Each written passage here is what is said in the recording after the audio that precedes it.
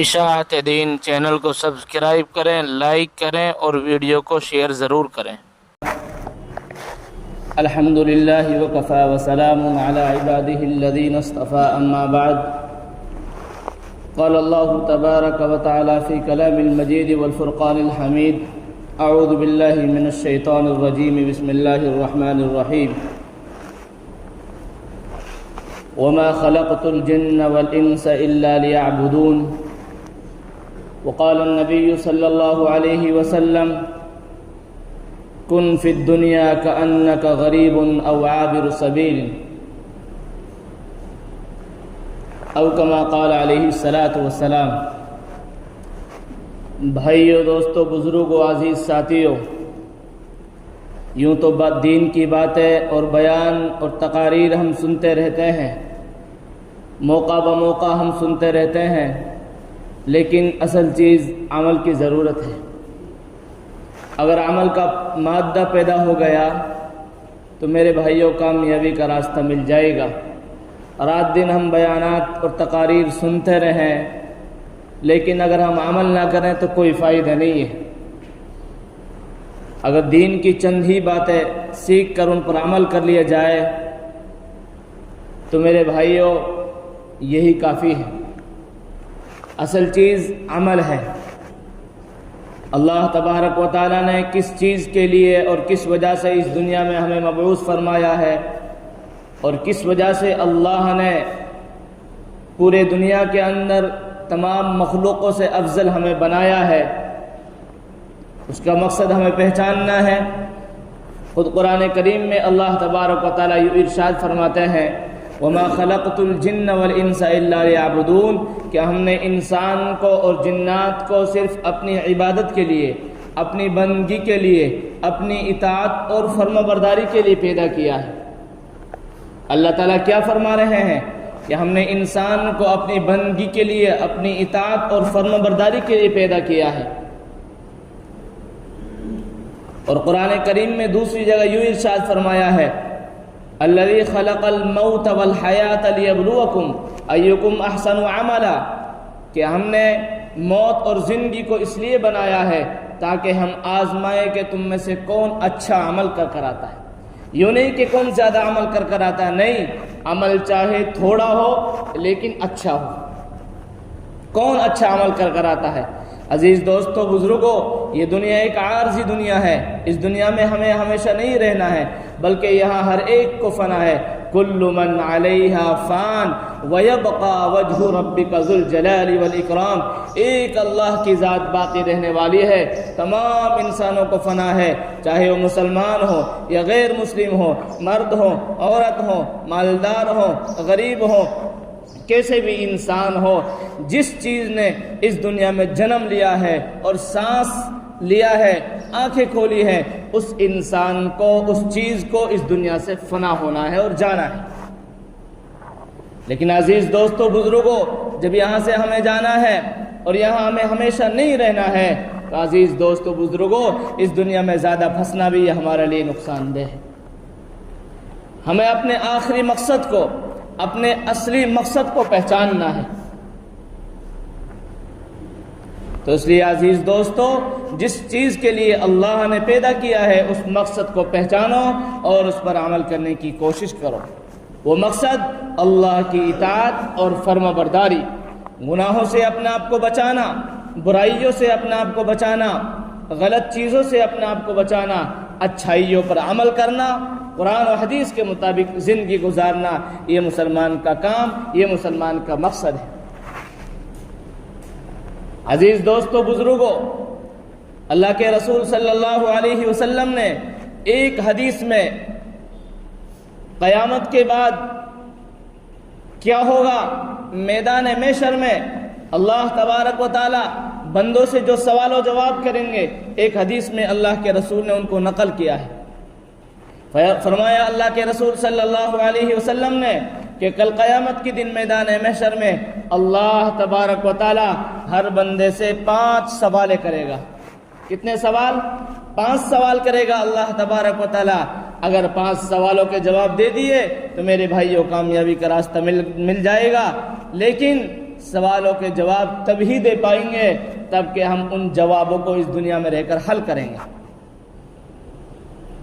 اگر دنیا میں رہ کر شریعت، قرآن و حدیث، اسلام اور شریعت کے مطابق زندگی گزاریں گے تو بھائیو جواب دینا ہمارے لیے آسان ہو جائے گا۔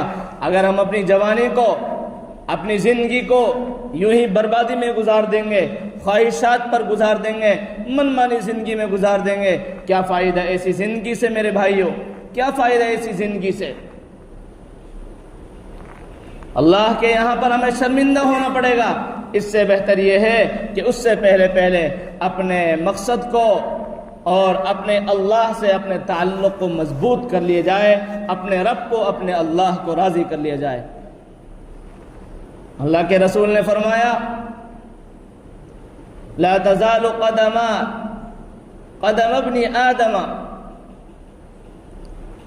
حتی یسأل عن خمس، کہ کل قیامت کے دن کسی بھی انسان کے اس وقت تک قدم نہیں ہل سکیں گے، نہیں ہٹ سکیں گے جب تک کہ اس سے 5 چیزوں کے بارے میں سوال و جواب نہ کر لیا جائے گا۔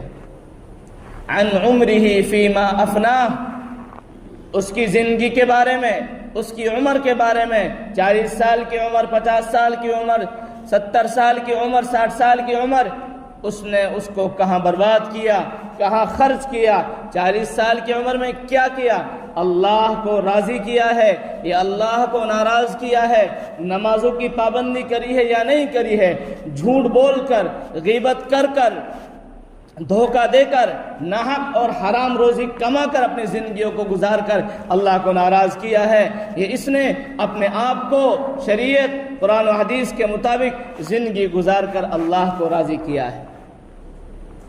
اللہ پوچھیں گے 60 سال کی زندگی کو کہاں گزارا ہے، کہاں خرچ کیا ہے، کیا تو کیا کرتا تھا، کیا تو نے دن و رات میں 5 نمازوں کی پابندی کی ہے؟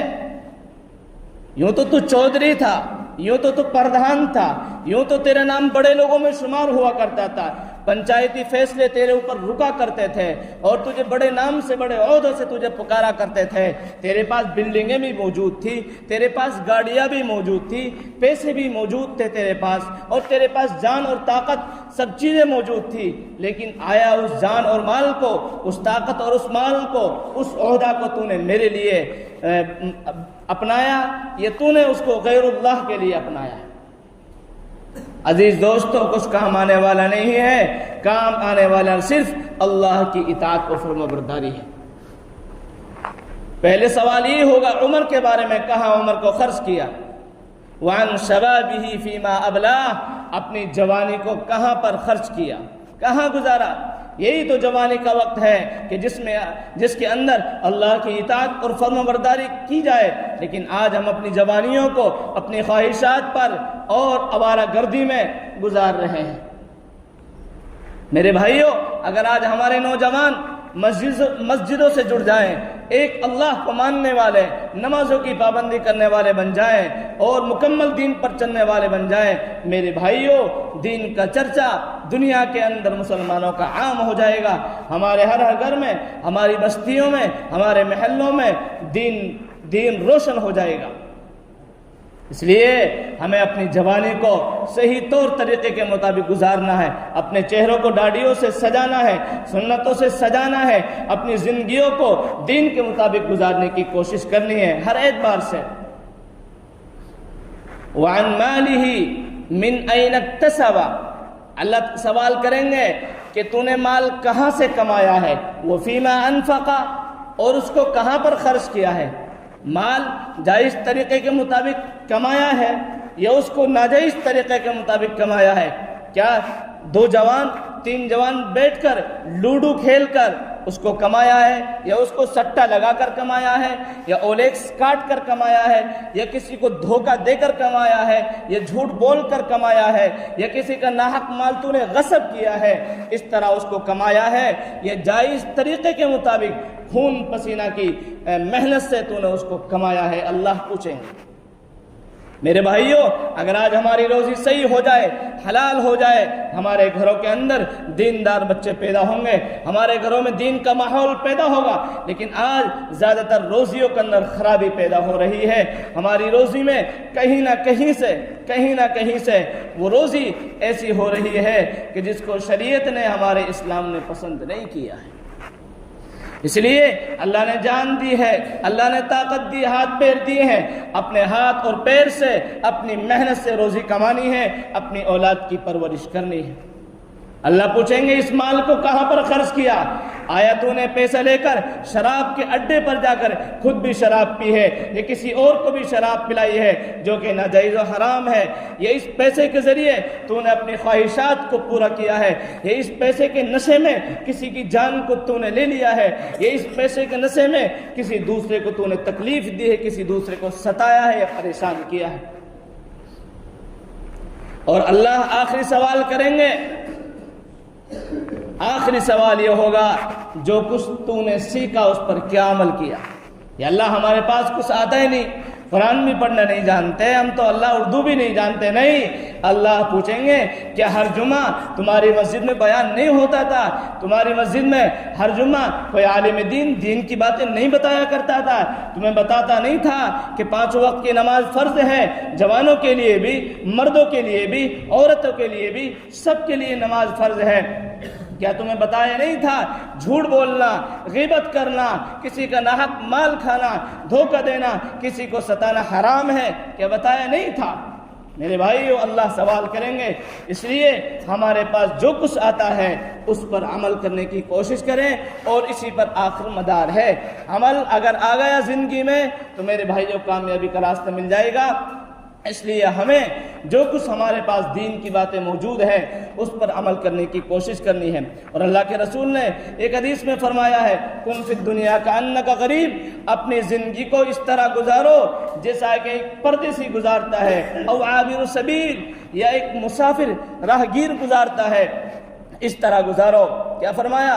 حضرت ابن عمر رضی اللہ تعالیٰ عنہ آخر میں فرماتے ہیں، اذا امسیت فلا تنتظر الصباح، جب شام کا وقت ہو جائے صبح تک انتظار مت کرنا کہ صبح توبہ کر لوں گا، صبح کی نماز پڑھ لوں گا، وقت کی کچھ نہیں پتہ ہے۔ نصیحت کرنا ابن عمر، اذا امسیت فلا تنتظر الصباح، شام کا وقت ہو جائے صبح تک انتظار مت کرنا، واذا اصبحت فلا تنتظر المساء، جب صبح کا وقت ہو جائے تو شام تک انتظار مت کرنا، وخذ من صحتک لمرضک، اور اپنی صحیح تندرستی کی زندگی میں اپنی مرض کے لیے، بیماری کی زندگی کے لیے کچھ کما کر رکھ لینا کہ بیماری میں تو نہ نماز پڑھ سکے گا، نہ بیماری میں تو دین کے کام کر سکے گا، کم از کم تیری صحت صحیح ہو، اس وقت دین کے مطابق چلنا، صحیح طور طریقے کے مطابق زندگی گزارنا۔